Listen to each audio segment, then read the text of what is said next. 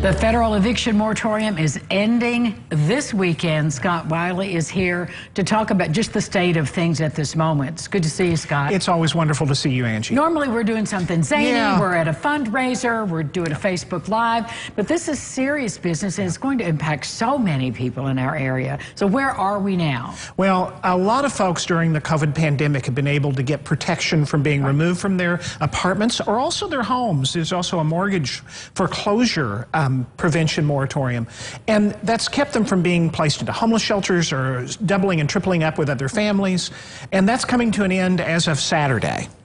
So now what? I mean, where are you? And now what happens is those folks who are behind on their rent and have been protected by the moratorium are going to be back in court, and back in court facing eviction. Those landlords who have chosen not to go forward with eviction actions because of the moratorium will now be able to file them. So what we're trying to do now is help landlords and tenants work together to access rental assistance and other types of financial help that's coming through the CARES Act and other things that the federal, state, and local governments have passed to try to save those tenancies so people can stay in their homes, get the rent paid, and the landlord can get the rent paid so they can pay their mortgages. Well, and I think that was the bigger piece. During the pandemic, of course, our minds are whirling because of all the problems around it. But yes, people couldn't pay their rent, but landlords have bills to pay too. Absolutely. It was just such a terrible double-edged sword. Yeah, and because of the fact the availability of rental assistance and the availability of the aid that has come through the various primarily federal programs, there's a chance to really have landlords and tenants work together to save those tenancies.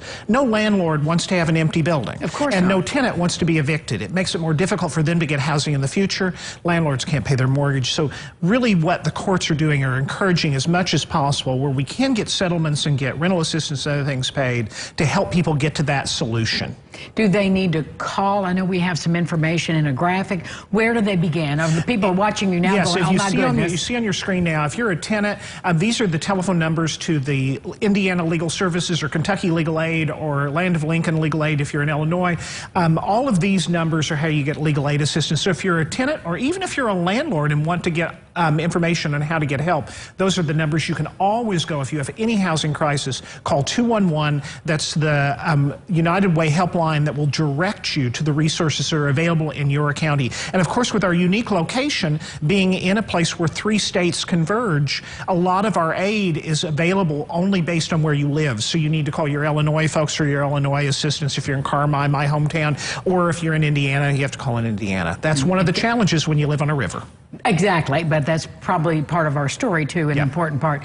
Can you give us a sense, or do you even know, of how many people we're talking about that are impacted? We've really struggled we don't know. It's actually, we know there are estimates of 12 to 16%, 14 to 16% of people are 1 or more months behind in their rent. Similar number on mortgage being behind on. But we don't know how many of those will result in evictions or other things, or how many of those folks are actually working things out with landlords. So it's a real unknown. So that's why we're getting this information out there. So if you are in trouble, you are facing the inability to pay your rent or your mortgage, call and get help now. And make sure you go to every hearing you have. Do not miss a hearing. If you have a secondary rent and damages hearing, you must go to that to avoid default judgments that can add thousands of dollars to what you otherwise might have to pay. And if you didn't have the monthly rent, you're not going to have the $1,000 to pay other fees. Absolutely. Right. Scott, thank you so much for this great information.